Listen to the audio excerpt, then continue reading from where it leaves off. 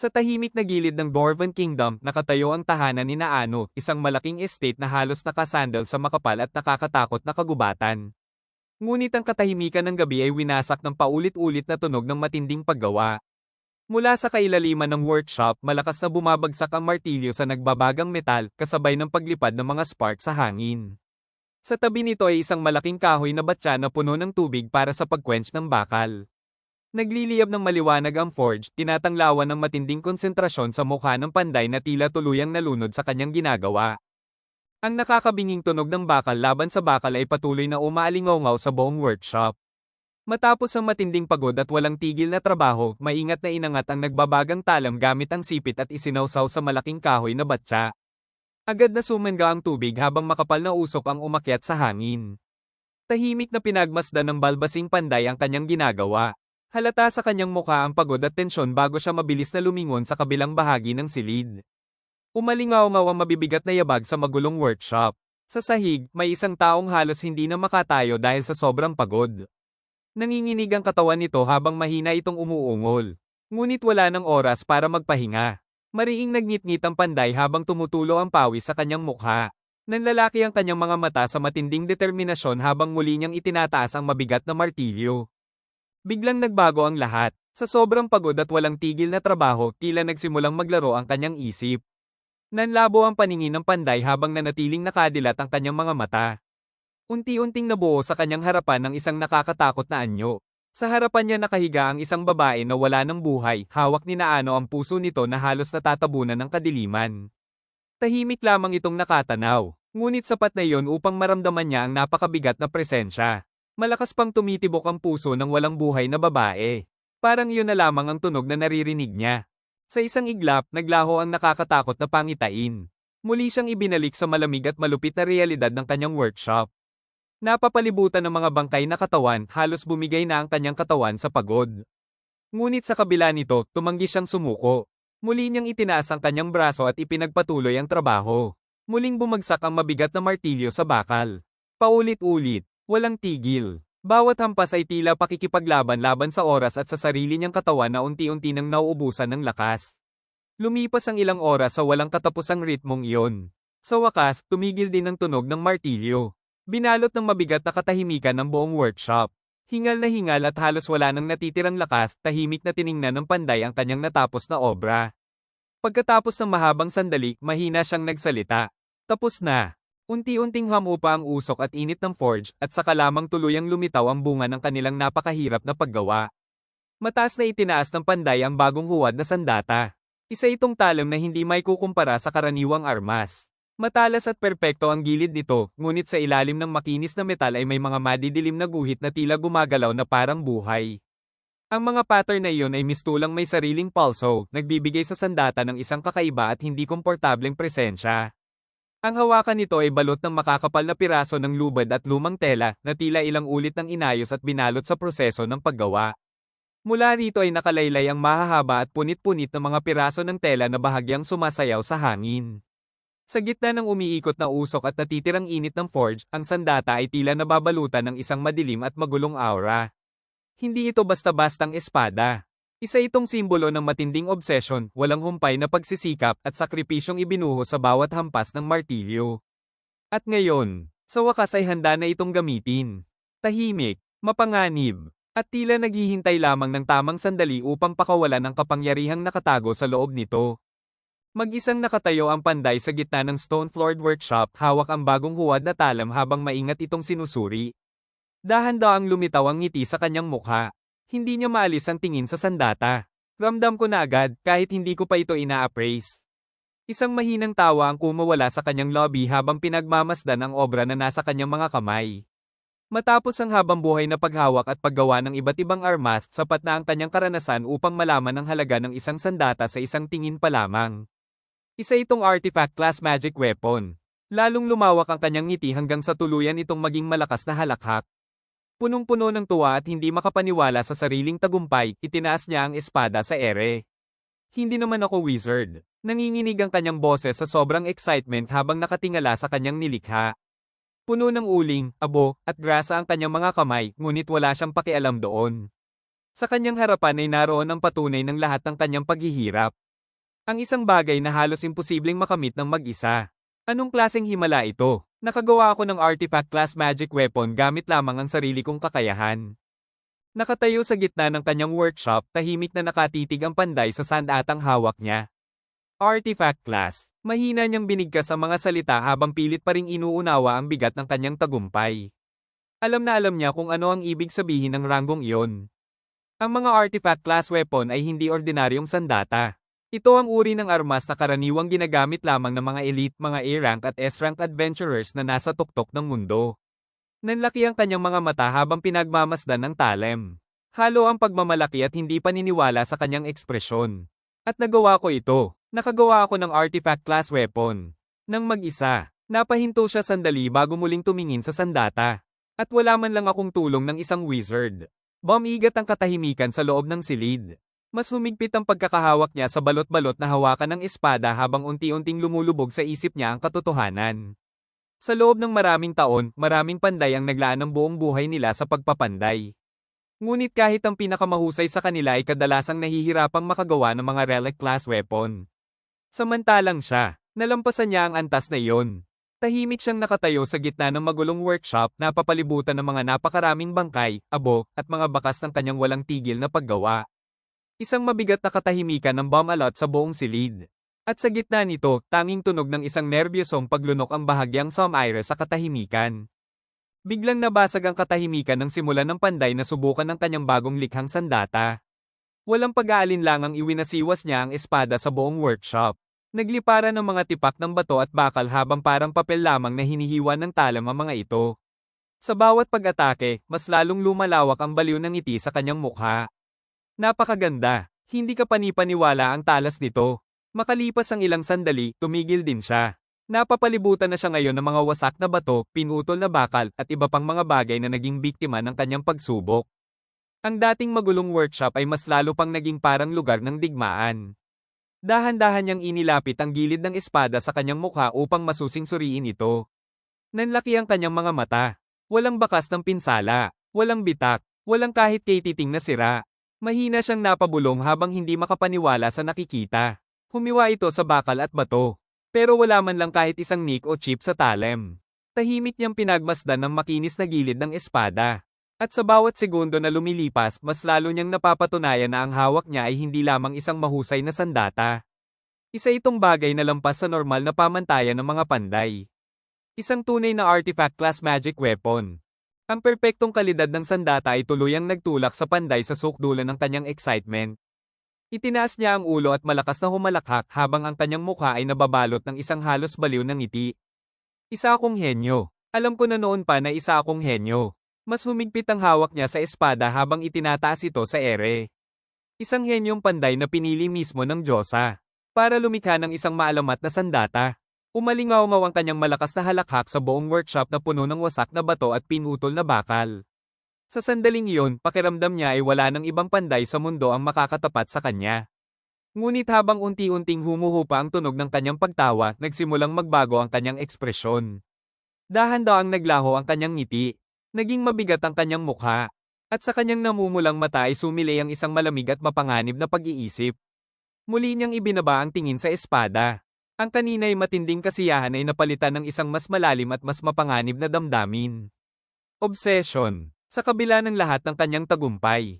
Sa kabila ng paglikha ng isang artifact class magic weapon.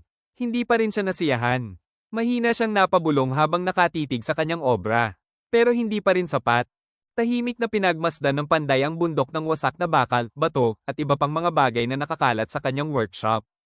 Dahan-daang umiling siya. Hindi pa rin sapat. Ang mga mata niyang kanina ay puno ng tagumpay ay unti-unting nabalot ng mas madilim na pag-iisip.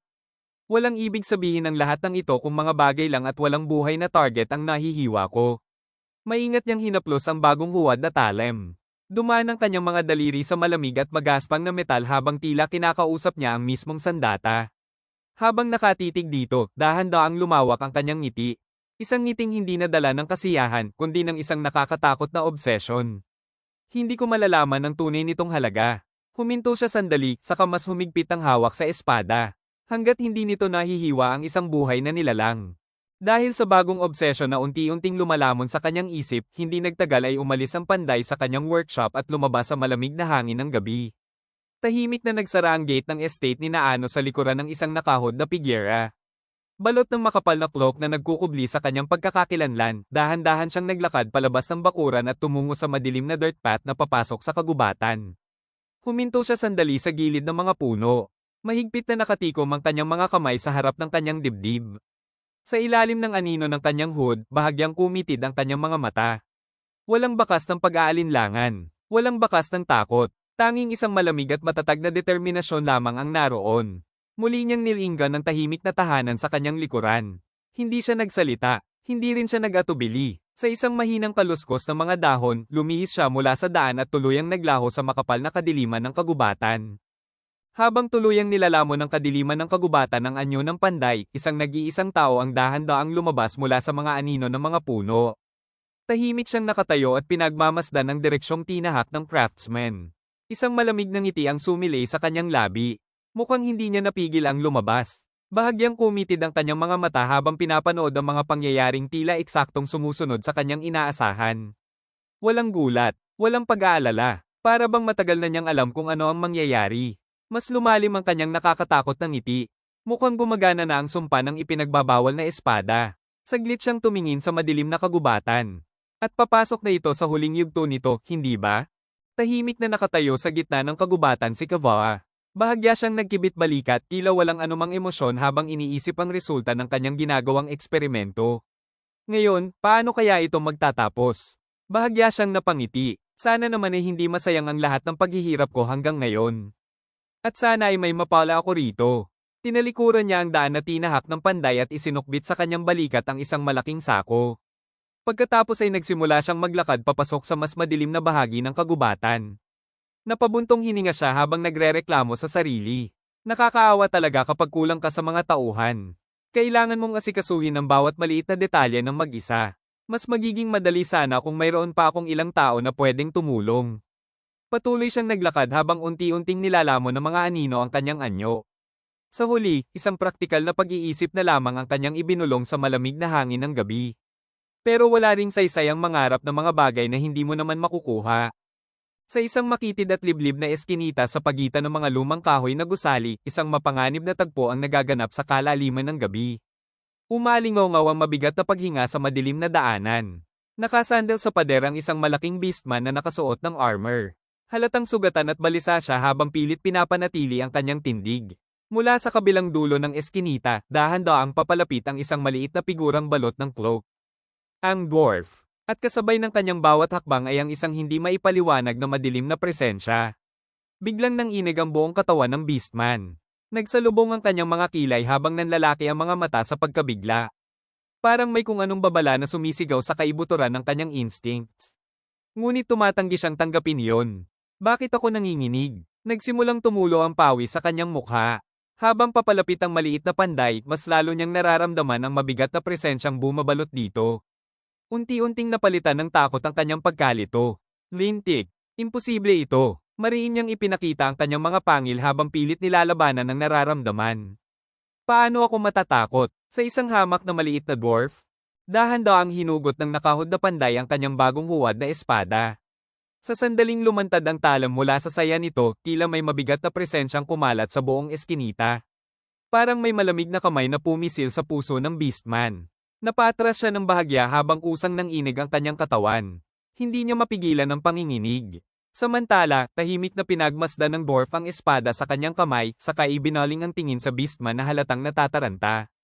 Unti-unting lumitaw ang isang malamig na ngiti sa kanyang mukha. Nagdudulot pala ito ng matinding takot. Muli niyang sinulyapan ng madilim na talem. Iyon pala ang epekto ng espada ko. Nakasandal na ngayon ang beastman sa pader, hindi maalis ang tingin sa maliit na figurang papalapit sa kanya.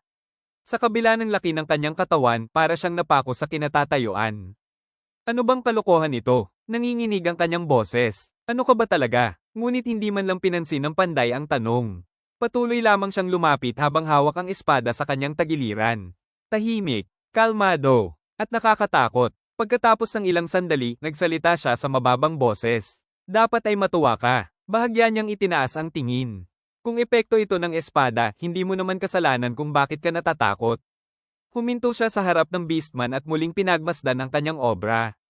Para sa isang panday, isang malaking karangalan ang makita ang resulta ng sarili niyang likha. Sa sandaling iyon, tuluyan nang nawala ang anumang bakas ng katinoan sa mukha ng panday. Lumalawak ang kanyang ngiti hanggang sa maging halos nakakatakot tingnan habang nanlalaki ang kanyang mga mata sa sobrang obsession. Dahan-dahan niyang itinaas ang madilim na espada sa ibabaw ng kanyang ulo. Nakatingin lamang ang Beastman sa kanya. Hindi makatakbo, hindi makagalaw. Para bang nanigas ang buong katawan niya sa matinding takot. Isang baliw na kasiyahan ng bumalot sa boses ng panday habang nagsasalita. Magiging bahagi ka. Mas humigpit ang hawak niya sa espada. Nang alamat na lilikhain ng isang henyong panday. Unti-unting tumaas ang kanyang boses hanggang sa maging halos sigaw ng matinding pagkahumaling. Sa madilim na eskinita, tanging ang nakakatakot na presensya ng sandata at ang baliw na determinasyon ng panday ang tila umiiral. At pagkatapos, isang matinis na sigaw ng takot ang umalingaw-ngaw sa katahimikan ng gabi. Biglang naputol ang nakakatakot na sigaw. Bumagsak ang Beastman sa malamig na lupa, wala ng lakas upang lumaban pa. Tahimik na nakatayo ang panday sa ibabaw ng kanyang tinalong kalaban. Mahigpit pa rin ang hawak niya sa espada habang nakatitig dito na para bang may sinusubukan siyang pakinggan. Dahan-dahan siyang yumuko. Nanlalaki ang kanyang mga mata at ang ekspresyon niya ay halo ng pagkahumaling at nakakatakot na pagkamangha. Ganoon ba? Iyan pala ang pakiramdam. Para siyang nakikipag-usap sa mismong sandata. Parang may sagot siyang naririnig na walang ibang makakaintindi. Unti-unting lumawak ang kanyang ngiti. Naiintindihan ko. Huwag kang mag-alala. Mababa at malamig ang kanyang boses habang hinahaplos ang balot na hawakan ng espada. Bibigyan pa kita ng mas maraming pagkakataong lumakas. At sisiguraduhin kung hindi ito ang huling beses na masusubok ang kapangyarihan mo. Sa katahimikan ng madilim na eskinita, tila lalong bumigat ang presensya ng sandata. At habang lumalalim ang gabi, mas lalo ring lumalalim ang obsesyon na unti-unting lumalamon sa isip ng panday. Unti-unting nagbago ang espada. Mula sa kailaliman ng talim nito, isang kakaibang enerhiya ang nagsimulang kumislap. Ang madilim na mga pattern sa metal ay tila gumagalaw na parang may sariling buhay, habang ang mga punit-punit na tela ang nakabalot sa hawakan ay marahang sumasayaw sa hangin. Tahimik na pinagmasdan ng panday ang pagbabago. Nanlaki ang kanyang mata habang unti-unting lumilitaw ang isang baliw na ngiti sa kanyang mukha. Para bang pinatutunayan ng sandata ang lahat ng kanyang pinaniwalaan. Para bang tumutugon ito sa kanyang kagustuhan. Mas humigpit ang kanyang pagkakahawak sa hawakan. Tama, ganito nga dapat. Ang kanyang boses ay mababa ngunit puno ng matinding obsession. Magiging isang maalamat na sandata ka. Bahagya siyang yumuko at bumulong na parang may kinakausap na matalik na kaibigan. Ang aking. Huminto siya sandali bago muling ngumiti. Sword of Terror. Lumipat ang eksena sa isang maliwanag at maayos na opisina kung saan isang nakakagulat na ulat ang Some-Ire sa katahimikan ng silid. Hawak ang isang dokumento sa kanyang mga kamay, nanlaki ang mga mata ni Light habang paulit-ulit niyang binabasa ang laman nito. Ano bang nangyayari rito? Hindi makapaniwala ang kanyang ekspresyon. Sina ano? Pumapatay siya ng mga tao sa mga kalsada ng Dwarven Capital. Bakit niya gagawin yon? Nakatayo sa harap ng kanyang mesa si Ice Heat. Kalmado ngunit seryoso ang kanyang mukha habang ibinibigay ang karagdagang detalye. Kamakailan lang siya nagsimulang kumilos ng ganoon. Ayon sa aming impormasyon, sinusubukan niya ang kakayahan ng isang espada na nasa kanyang pagmamayari. Bahagyang yumuko si Ice Heat habang ipinagpapatuloy ang ulat. Target niya ang mga adventurer at dwarf na nag-iisang naglalakad sa gabi. Napasandal si Light sa kanyang upuan. Tahimik niyang pinroseso ang narinig. Isang respetadong master craftsman, na ngayon ay nagdudulot ng takot sa mismong kabisera ng Dwarven Kingdom. Matapos ang ilang segundong katahimikan, muli siyang tumingin kay Ice Heat. Anong klaseng espada ba ang hawak niya? Nanatiling kalmado si Ice Heat habang seryoso niyang sinalubong ang tingin ni Light. Walang pag-aalinlangan sa kanyang boses nang ibigay niya ang konklusyon ng kanilang investigasyon. Batay sa impormasyong nakalap ni Lady Aoyuki mula sa surveillance ng kanyang mga familiars. Bahagya siyang huminto. Malaki ang posibilidad na isa itong Forbidden Sword. Biglang napatuwid si Light sa kanyang upuan. Ha? Nanlaki ang kanyang mga mata sa pagkabigla. Forbidden Sword? Mabigat na katahimikan ng bumalot sa opisina. Unti-unting nagsimulang lumubog sa kanyang isipan ang bigat ng sitwasyon. Sa madaling salita, ang isang Forbidden Sword ay isang uri ng cursed weapon, isang sandatang may mapanganib at kadalasang mapanirang kapangyarihan. Napakunot ang kanyang noo habang pilit niyang pinagdurugtong ang mga piraso ng misteryo. Kung ganoon, Posible ngang cursed weapon yon. Nagsimula siyang pagpawisan habang iniisip ang implikasyon nito. Pero saan naman makakakuha si Naano ng isang bagay na ganoon? Hindi naman basta-basta lumilitaw ang mga Forbidden Sword. Nagpatuloy si Ice Hit sa kanyang ulat ngunit mas bumigat ang tono ng kanyang boses. Habang nagsasalita siya, tila nagiging mas malinaw sa isip ni Light ang imahe ng mga ipinagbabawal na sandata, mga talam na nababalot ng madilim na enerhiya, parang buhay at umaagos sa kasamaan. Ang simpleng paghawak lamang sa ganoong sandata ay labag na sa kasunduan ng lahat ng tribo. At maaaring parusahan ng kamatayan sa pinakamalala. Bahagya siyang huminto, habang mas matagal itong hinahawakan. Mas nilalaso nito ang isipan ng gumagamit. Unti-unti nitong sinisira ang espiritu, pinapaikli ang buhay. Hanggang sa mauwi sa pananakit mo na rin sa mga kaibigan mo at sa ibang tao. Bumigat ang hangin sa loob ng opisina. Napahawak si Light sa kanyang baba, halatang hindi maunawaan ang sitwasyon. Kung ganoon, para sa isang normal na adventurer, puro kapahamakan lang ang dala nito.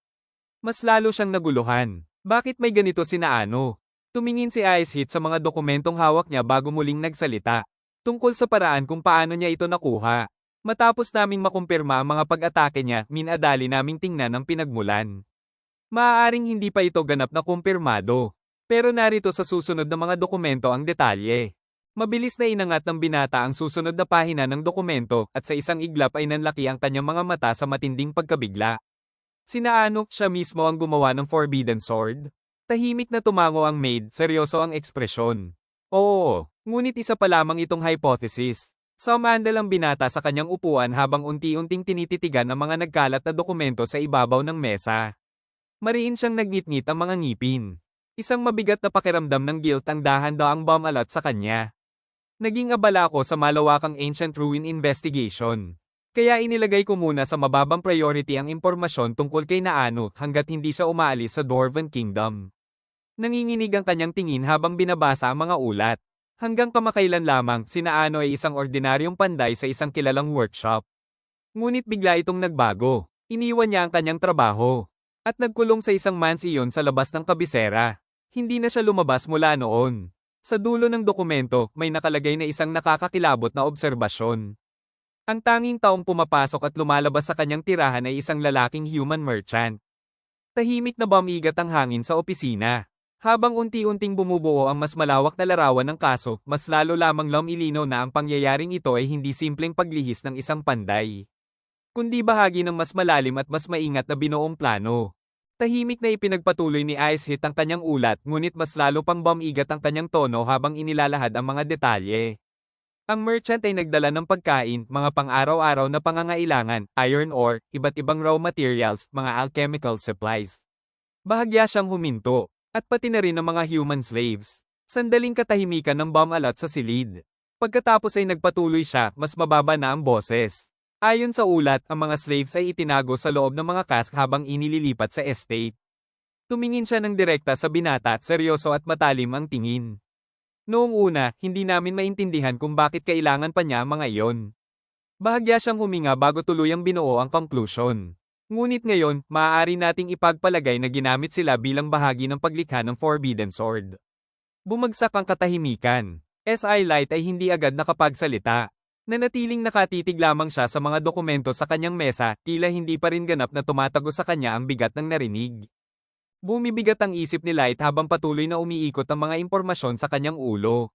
Nakakunot ang noo niya, matalim ang tingin habang sinusubukang buuin ang mas malawak na larawan ng nangyari. Gumawa ng Forbidden Sword gamit ang mga tao bilang raw material. Bahagya siyang napailing. Paano nalaman ni Naano kung paano gawin ang ganoon? Lumipat ang focus sa mesa kung saan nakakalat ang mga ulat ng investigasyon. Nakatayo pa rin ang maid, maayos at walang bahid ng pag-aalinlangan ng pastura. Tungkol sa human merchant na bumibisita sa residence ni Naano. Naramdaman ni Lady Aoyuki na may mali sa kanya, kaya agad namin siyang ipina-investigate. Dahan-dahang sumandal ang binata sa kanyang upuan, nakatingin ng mabuti habang naghihintay ng sagot. May nahanap ba kayong kainahinala? Sandaling katahimikan. Nagpatuloy ang maid, ngunit mas naging mabigat ang kanyang boses. Wala. Perpekto ang kanyang pagkakakilanlan bilang isang ordinaryong human merchant. Bahagya siyang huminto. Ngunit, isang malamig na tensyon ang muling bumalat sa silid. Hindi na simpleng usapin ng isang panday ang kaso, kundi ng isang taong may kakayahang itago ang sarili sa gitna ng lahat. habang unti-unting binubuo ang isang bagay na hindi dapat umiral. Nanatiling malamig at walang emosyon ang mukha ng maid habang ipinaliliwanag ang mas malalim na konklusyon ng kanilang investigasyon. Masyadong perpekto ang pagiging normal niya. Bahagya siyang huminto, saka nagpatuloy ng kalmado. Lahat ay masyadong maayos, parang alam niyang iimbestigahan siya at naghanda na siya ng maaga. Tumingin siya sa binata. At dahil doon, lalo siyang naging kainahinala. Unti-unting ibinaba ng binata ang kanyang kamay mula sa baba habang nananatiling nakapako ang tingin sa mga dokumento sa mesa. Tahimik siyang nakinig, iniisa-isa sa isip ang bawat detalye ng ulat.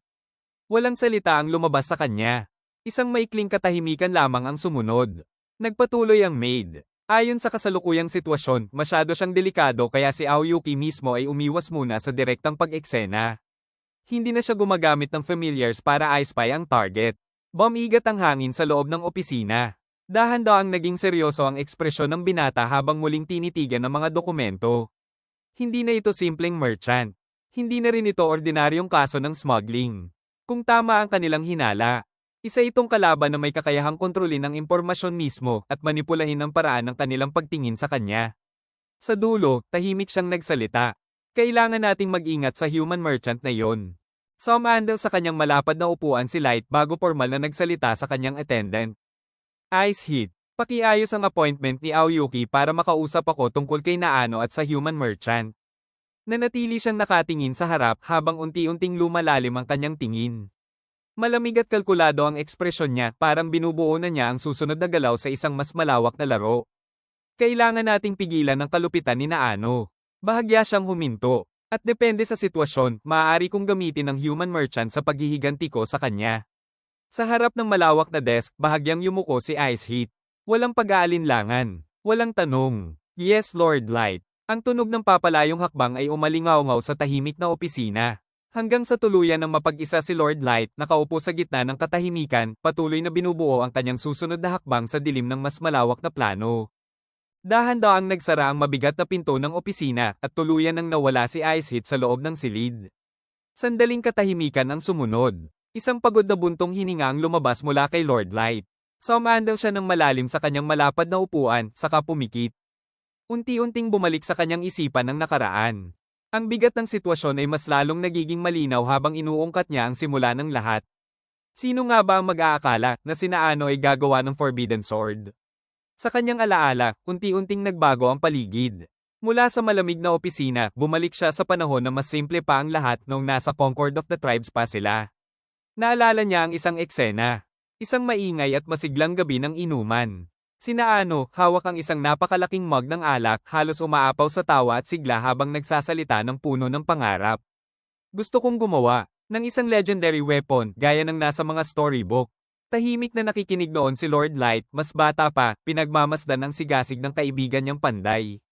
Unti-unting naglaho ang alaala at bumalik sa malamig na realidad ng kasalukuyan. Tahimik ang opisina, walang ibang tao, tanging siya lamang. Tumingin siya sa kawalan habang unti-unting lumalalim ang pag-unawa niya sa trahedyang sinapit ni Naano. Kaya pala, dumaan siya sa bawal, para lang matupad ang pangarap niya. Isang mahinang ngiti ang sumilay sa labi ni Lord Light. Ngunit hindi ito isang ngiting puno ng saya, kundi isang malamig at kalkuladong pagtingin sa isang oportunidad. Dahan-dahang kumitid ang kanyang mga mata. Pero dahil doon, sandaling huminto siya, at sa katahimikan ng opisina, isang bagong ideya ang unti-unting nabuo sa kanyang isipan. Sa unti-unting paglubog ng liwanag sa kanyang study room, nag-iisa si Lord Light habang nakasandal sa kanyang upuan. Ang isang kamay ay nakapatong sa kanyang baba, tila malalim ang iniisip. Ngunit sa pagkakataong ito, ang alaala ni Naano ay hindi na bumabalik bilang simpleng nostalgia. Sa halip, unti-unti itong nagiging malamig na estratehiya, isang buo at detalyadong plano sa kanyang isipan. Isang mahina ngunit nakakatakot na kislap ang sumilay sa kanyang mga gintong mata. At sa kanyang lobby, unti-unting lumitaw ang isang matalim na ngiti. Hindi ito ngiti ng panghihinayang, kundi ngiti ng ganap na pagkalkula. Ang perpektong paraan para makapaghiganti sa kanya. Humigpit ang kanyang tingin. Ang imahe ng dating kaibigan ng isang panday na may simpleng pangarap ay tuluyang napalitan ng isang bagay na mas kapaki-pakinabang sa kanyang mata. Isang kasangkapan sa mas malaking plano. Isang target na maaaring hubugin ang buong narrative sa kanyang pabor. Dahan-dahang tumalim ang ekspresyon ni Lord Light. Pipigilan ko ang kanyang kalupitan. At ipaparanas ko sa kanya ang pinakamalalim na uri ng pagkawasak.